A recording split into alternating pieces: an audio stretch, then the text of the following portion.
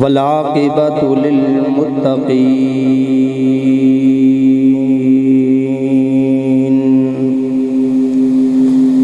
والصلاة والسلام علی سید الانبیاء والمرسلین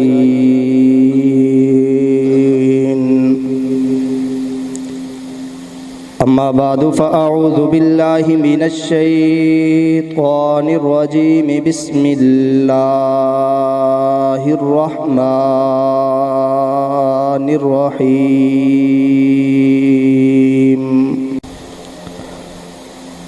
رضی اللہ عنہم ورضوا عنہ وقال النبی صلی اللہ علیہ وسلم لو کان بعدی نبی لکان عمر بن الخطاب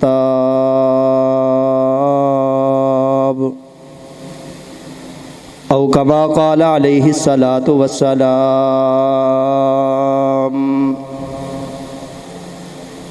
صدق اللہ مولانا العظیم وبلغنا رسولہ النبی الکریم ونحن على ذلك لمن الشاهدين والشاكرين والحمد لله رب العالمين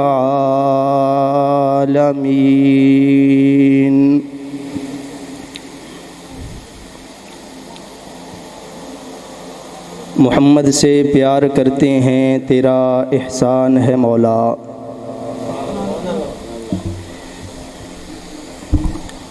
محمد سے پیار کرتے ہیں تیرا احسان ہے مولا، ہماری بخشش کا بس یہی سامان ہے مولا، در شاہ مدینہ چھوڑ دیں جنت کے بدلے، یہ سودا ہم نہیں کرتے نقصان ہے مولا۔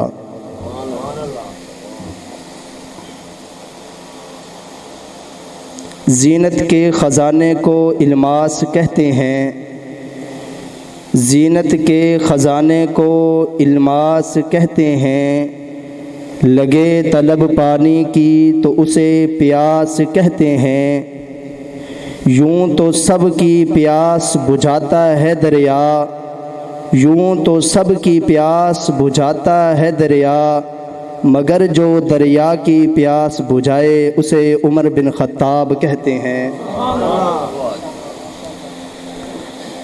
اور جسے پتہ نہیں اپنے باپ کا، جسے پتہ نہیں اپنے باپ کا، وہ کیا بگاڑ لے گا عمر بن خطاب کا۔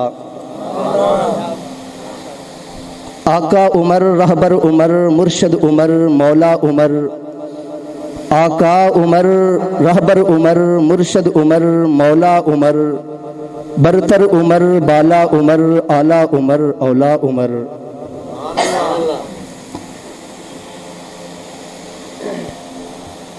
انتہائی واجب الاحترام، قابل صد احترام، سربکف سرفروش، مجاہد مواحد، نڈر بے باک، توحید و سنت کے پروانوں، اصحاب رسول کے دیوانوں، آج پھر ایک مرتبہ آپ حضرات کے سامنے ثنا خوان مصطفیٰ و مداح صحابہ، خوبصورت آواز کے مالک جناب محترم قاری محمد سلیم معاویہ صاحب دامت برکاتہم العالیہ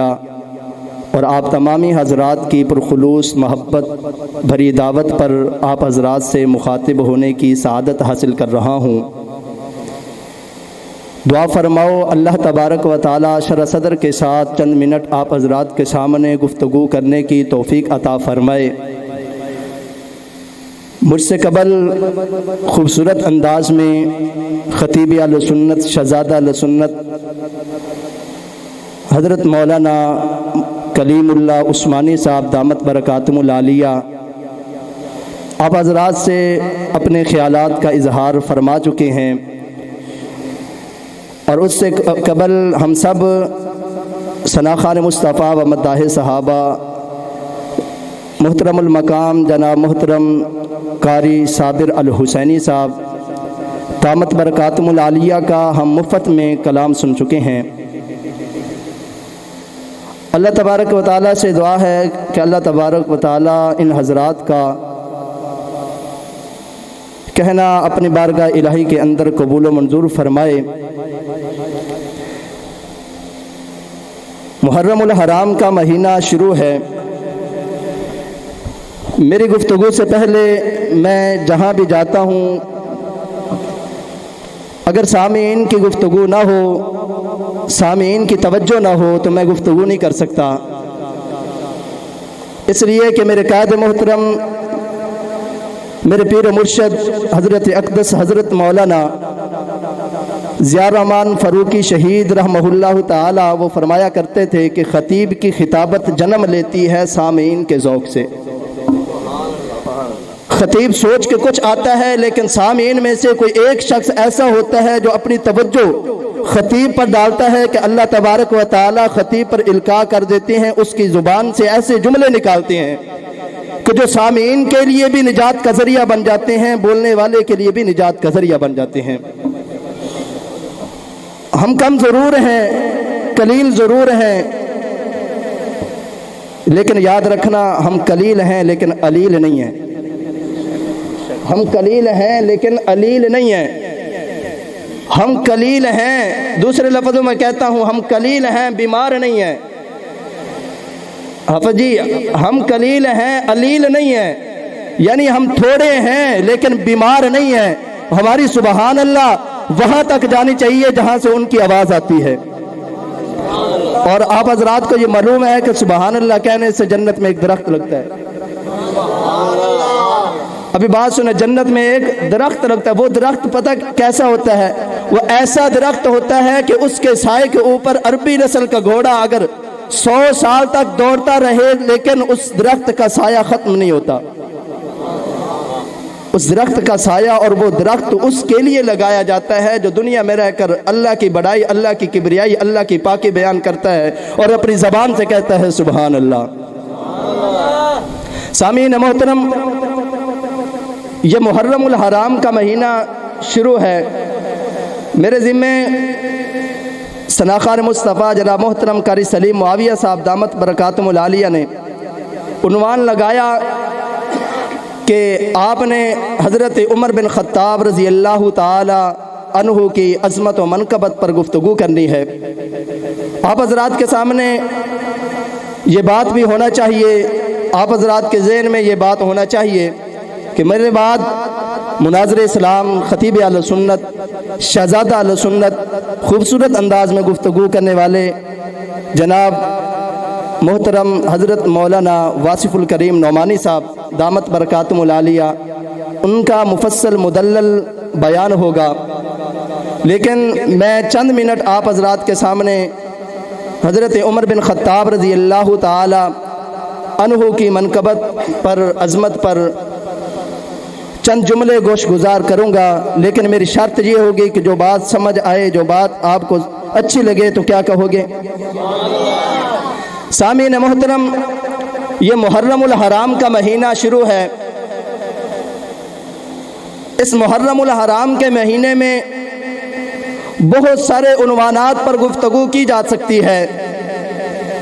بہت ساری چیزوں کو مد نظر رکھتے ہوئے ہم اپنی اصلاح کر سکتے ہیں، لیکن بہت سارے عنوانات جہاں ہمیں نظر آتے ہیں وہاں ہمیں دو ایسے عنوان بھی نظر آتے ہیں جن کو بیان کرنا ہمارا ایمان ہے، جن کو بیان کرنا ہمارا عقیدہ ہے،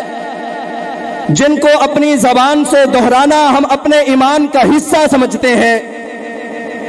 وہ عنوان کون سے عنوان ہیں؟ ایک عنوان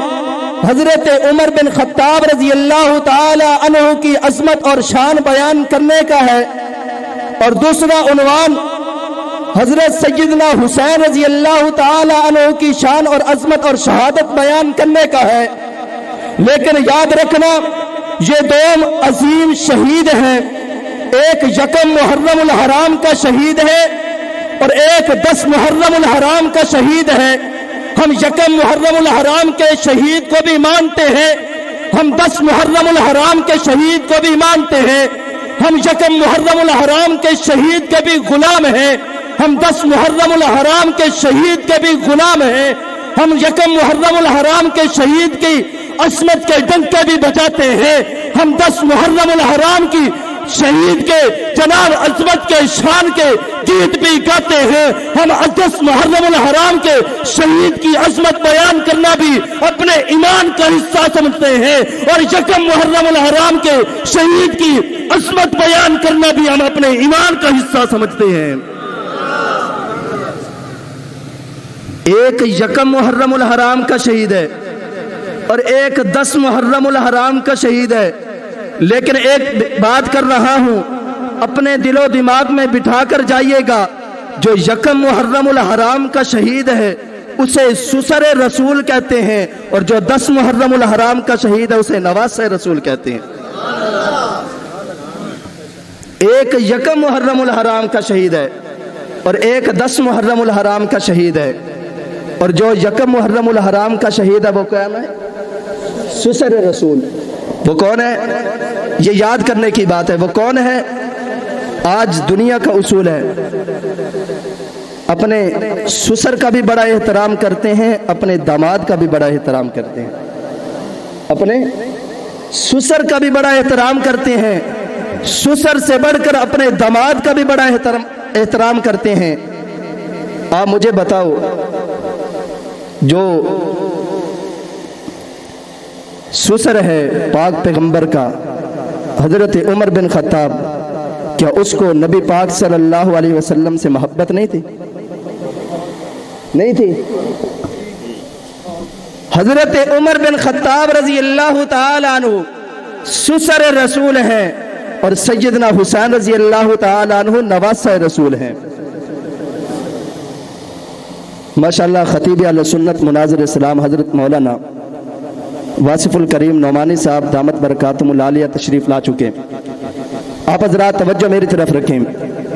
بس چند منٹ میں اپنی گفتگو کو پائے تکمیل تک پہنچاتا ہوں۔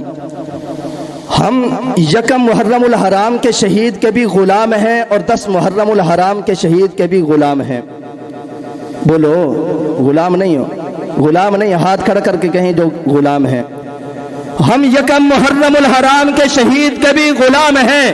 10 محرم الحرام کے شہید کے بھی غلام ہیں۔ جو یکم محرم الحرام کا شہید ہے میں اس پہ بات کرتا ہوں، کون یکم محرم الحرام کا شہید ہے؟ یہ وہی تو ہے جن کے لیے رب ذوالجلال کے محبوب پیغمبر جناب محمد مصطفیٰ احمد مجتبیٰ ساقی کوثر شافی محشر صاحب معراج سرور کونین تاجدار مدینہ ابو بکر عمر عثمان و حیدر کے پیغمبر روب کائنات دبدبہ کائنات تخلیق وجہ کائنات جناب محمد الرسول اللہ صلی اللہ علیہ وسلم غلاف کعبہ پکڑ کر یہ دعا مانگ رہے ہیں۔ کس سے دعا مانگ رہے ہیں؟ رب ذوالجلال سے یہ دعا مانگ رہے ہیں، اللہم اعز الاسلام الہ العالمین۔ اگر آپ اسلام کی عزت چاہتے ہیں، اگر آپ یہ چاہتے ہیں کہ اسلام کو عزت مل جائے، اگر آپ یہ چاہتے ہیں کہ اسلام کو عظمت مل جائے، اگر آپ یہ چاہتے ہیں کہ اسلام کا دنیا میں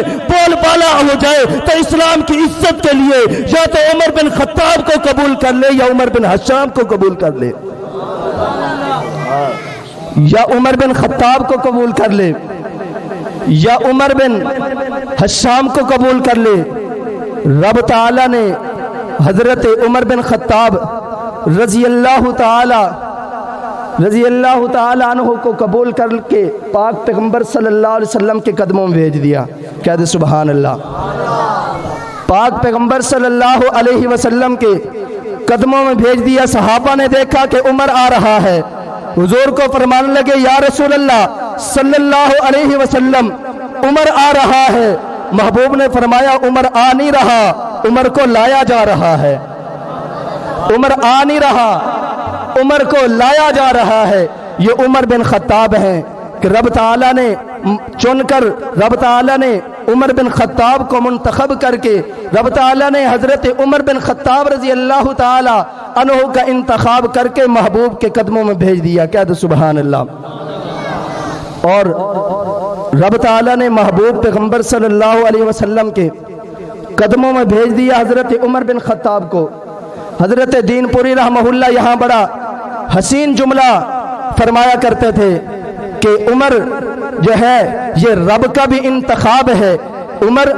رب کا بھی انتخاب ہے، اور عمر پاک پیغمبر صلی اللہ علیہ وسلم کا بھی انتخاب ہے، اور عمر حضرت شیر خدا حضرت علی المرتضیٰ رضی اللہ تعالیٰ عنہ کا بھی انتخاب ہے۔ پاک پیغمبر صلی اللہ علیہ وسلم کا انتخاب تو ایسے ہے کہ پاک پیغمبر صلی اللہ علیہ وسلم کی نگاہ ٹک گئی ہے حضرت عمر بن خطاب رضی اللہ تعالی عنہ پر، اور پاک پیغمبر صلی اللہ علیہ وسلم غلاف کعبہ کو پکڑ کر رب تعالیٰ سے یہ دعا کر رہے ہیں، اے الہ العالمین اسلام کی عزت ملے گی عمر بن خطاب کے ذریعے، اسلام کو عصمت ملے گی عمر بن خطاب کے ذریعے، اے الہ العالمین عمر بن خطاب کو چن کر میرے پاس بھیج دے۔ رب تعالیٰ کے محبوب پیغمبر نے انتخاب کیا تھا تو اس صحابی کا کیا تھا جس کا نام عمر بن خطاب تھا۔ تو محبوب پیغمبر صلی اللہ علیہ وسلم کا بھی انتخاب حضرت عمر بن خطاب، پھر رب تعالیٰ کا بھی انتخاب کہ رب تعالیٰ نے عمر بن حشام اور عمر بن خطاب میں سے حضرت عمر بن خطاب رضی اللہ تعالی عنہ کا انتخاب کر کے محبوب کے قدموں میں بھیج دیا۔ رب تعالیٰ کا بھی انتخاب ہے، اور حضرت علی المرتضیٰ رضی اللہ تعالی عنہ کا بھی انتخاب ہے۔ آج دنیا کا اصول ہے ہم کسی کو دامادی کے رشتے کے لیے انتخاب کرتے ہیں، پہلے اس کے خاندان کو دیکھتے ہیں، اس کی نسل کو دیکھتے ہیں، اس کا طور طریقہ دیکھتے ہیں، اس کی اپنی زندگی کو دیکھتے ہیں، بچپن کی زندگی کو دیکھتے ہیں، لڑکپن کی زندگی کو دیکھتے ہیں، پھر اپنی بیٹی کا نکاح اس کو دیتے ہیں۔ تو حضرت علی المرتضیٰ نے بھی یہ دیکھا کہ سب سے اچھا میرے لیے داماد کون ہوگا، تو حضرت علی المرتضیٰ رضی اللہ تعالی عنہ نے حضرت عمر بن خطاب کا انتخاب کر کے اپنی بیٹی کا نکاح حضرت عمر بن خطاب کو دیا۔ یہ حضرت عمر بن خطاب رضی اللہ تعالی عنہ حضرت علی المرتضیٰ رضی اللہ تعالی عنہ کا بھی انتخاب ہے۔ کس کا انتخاب ہے؟ پاک پیغمبر صلی اللہ علیہ وسلم کا بھی انتخاب ہے، اور رب تعالیٰ کا بھی انتخاب ہے، اور حضرت علی المرتضیٰ رضی اللہ تعالی عنہ کا بھی انتخاب ہے، اور حضرت عمر بن خطاب رضی اللہ تعالی عنہ منتخب ہو کر پاک پیغمبر صلی اللہ علیہ وسلم کے قدموں میں آ گئے، اور پھر پاک پیغمبر صلی اللہ علیہ وسلم کو حضرت عمر بن خطاب رضی اللہ تعالی عنہ کو وہ عظمت اور شان اور منقبت پاک پیغمبر صلی اللہ علیہ وسلم کے اس صحابی کو جو شان ملی ہے، جو عظمت ملی ہے، وہ کسی اور صحابی کو نہیں ملی۔ حضرت عمر بن خطاب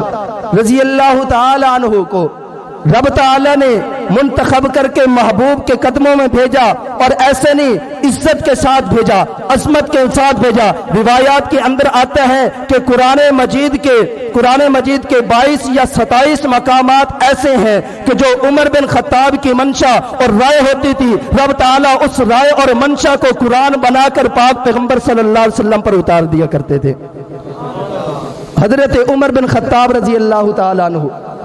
وہ صحابی رسول ہیں۔ حضرت دین پوری رحمہ اللہ وہ بڑا پیارا جملہ ارشاد فرمایا کرتے تھے کہ عمر بولے تو قرآن بنتا ہے، عمر تولے تو میزان بنتا ہے۔ عمر بولے تو قرآن بنتا ہے، عمر تولے تو میزان بنتا ہے۔ 22 یا 27 مقامات ایسے ہیں کہ جو حضرت عمر بن خطاب رضی اللہ تعالی عنہ کی رائے کے مطابق قرآن بن کر اترے ہیں۔ حضرت مولانا کلیم اللہ عثمانی صاحب دامت برکاتہم العالیہ نے آپ کے سامنے یہ جملہ ارشاد فرمایا کہ حضرت زینب رضی اللہ تعالی عنہ قضائے حاجت کے لیے جا رہی تھی، کسی کافر کی نگاہ پڑی اور اس نے اشارہ کر کے کہا کہ وہ پیغمبر کی بیوی جا رہی ہے۔ حضرت عمر بن خطاب رضی اللہ تعالی عنہ کی غیرت نے گوارا نہ کیا۔ حضرت عمر بن خطاب رضی اللہ تعالی عنہ دوڑے اپنی ماں کی طرف، حضرت زینب رضی اللہ تعالی عنہ کی طرف، اور جا کر کہنے لگے کہ اے اماں، میں آپ کا بیٹا، میں آپ کا غلام عمر بن خطاب ہوں، میں خطاب کا بیٹا ہوں، میرا نام عمر ہے، آپ کی میں منت سماجت کرتا ہوں، آپ اپنے گھر واپس چلی جائے، اور آپ پاک پیغمبر صلی اللہ علیہ وسلم کو جا کر میرا یہ مشورہ دے دو کہ آج کے بعد جب بھی پاک پیغمبر کی بیویاں گھر سے باہر نکلا کریں تو لمبی چادریں اوڑھ کر اور پردے کے ساتھ نکلا کریں۔ حضرت عمر بن خطاب نے یہ مشورہ دیا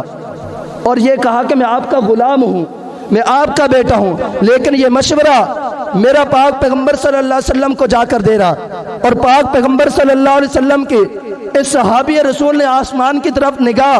اپنی جمائی رکھی، اور پاک پیغمبر صلی اللہ علیہ وسلم کے اس صحابی رسول نے رب تعالیٰ سے دعا بھی کی، اے الہ العالمین میرا یہ مشورہ کبھی خالی نہ موڑنا۔ پاک پیغمبر صلی اللہ علیہ وسلم کے پاس حضرت زینب رضی اللہ تعالیٰ عنہ ابھی پہنچی نہیں ہے، لیکن حضرت جبریل علیہ السلام قرآن لے کر پاک پیغمبر صلی اللہ علیہ وسلم کے پاس پہنچ گئے۔ یا ایھا النبی کل ازواجک و بناتک و نساء المؤمنین یدنین علیہن من جلابیبہن، اے پاک پیغمبر آپ اپنی بیویوں کو، آپ اپنی بیٹیوں کو یہ حکم کر دو کہ آج کے بعد اپنے گھر سے نکلیں تو لمبی چادریں اوڑھ کر نکلیں۔ یہ حضرت عمر بن خطاب رضی اللہ تعالیٰ عنہ ہیں جو مشورہ دیتے ہیں، رب تعالیٰ اس کو قرآن بنا دیتے ہیں۔ میں نے کہا کہ آج اگر کسی کی بیٹی کو پردہ ملا ہے تو یہ عمر بن خطاب کی غیرت کی وجہ سے ملا ہے، کسی کی بہن کو پردہ ملا ہے تو یہ عمر بن خطاب کی غیرت کی وجہ سے ملا ہے، کسی کی بیوی کو پردہ ملا ہے تو یہ عمر بن خطاب کی غیرت کی وجہ سے ملا ہے۔ یہ حضرت عمر بن خطاب رضی اللہ تعالیٰ عنہ ہی تو ہیں جن کے لیے پاک پیغمبر صلی اللہ علیہ وسلم یہ دعا مانگ رہے ہیں، اللہم اعز الاسلام، اے الہ العالمین اسلام کی عزت کے لیے یا تو عمر بن خطاب کو بھیج دے یا عمر بن حشام کو بھیج دے۔ یہ جملہ کتنا پیارا جملہ ہے، یہ جملہ کتنا حسین جملہ ہے کہ اسلام کی عزت کے لیے، اسلام کی عظمت کے لیے رب تعالیٰ سے دعا مانگی جا رہی ہے۔ تو میں یہاں کہا کرتا ہوں کہ عمر تو عزت کا نام ہے، عمر تو غیرت کا نام ہے، عمر تو بہادری کا نام ہے، عمر تو جرت کا نام ہے، عمر تو سورج کا نام ہے، عمر تو روشنی کا نام ہے، عمر تو چمک کا نام ہے، عمر تو جناب چاندنی کا نام ہے، عمر تو جناب چاند کا نام ہے، عمر تیرے میرے لیے ایک دین کا نام ہے۔ جس کے دین میں عمر ہے تو اس کا دین ہے، جس کے دین میں عمر نہیں ہے اس کا دین نہیں ہے۔ میں جملہ بدل کے کہتا ہوں، جس کی زندگی میں عمر ہے تو اس کی عمر ہے، جس کی زندگی میں عمر نہیں ہے تو اس کی عمر بھی نہیں ہے۔ جس کی زندگی میں عمر ہے اس کی عمر ہے، جس کی زندگی میں عمر ہے اسی کی عمر ہے، اسی کی عمر ہے۔ چاہے وہ 10 سال اس دنیا میں رہے، چاہے وہ 82 سال اس دنیا میں رہے، 80 سال دنیا میں رہے، چاہے وہ 5 سال اس دنیا میں رہے، چاہے جتنا عرصہ اس دنیا میں رہے، اگر اس کی عمر میں عمر ہے، اگر اس کی زندگی میں عمر ہے تو اس کی عمر ہے، اگر اس کی زندگی میں عمر نہیں ہے تو اس کی عمر بھی نہیں ہے، اس کی عمر فضول ہے، اس کے یہاں رہنے کا کوئی فائدہ نہیں ہے۔ جس کو حضرت عمر بن خطاب رضی اللہ تعالی عنہ سے پیار اور محبت نہیں ہے تو اس کے یہاں رہنے کا کوئی فائدہ نہیں ہے، وہ یہاں بھی ناکام ہوتا ہے اور آخرت والے دن اس نے تو ناکام ہونا ہی ہے۔ اللہ رب العالمین سے دعا ہے کہ اللہ رب العالمین ہمیں تمام اصحاب رسول سے پیار اور محبت کا دم بھرنے کی توفیق عطا فرمائے۔ وآخر دعوانا ان الحمد للہ رب العالمین۔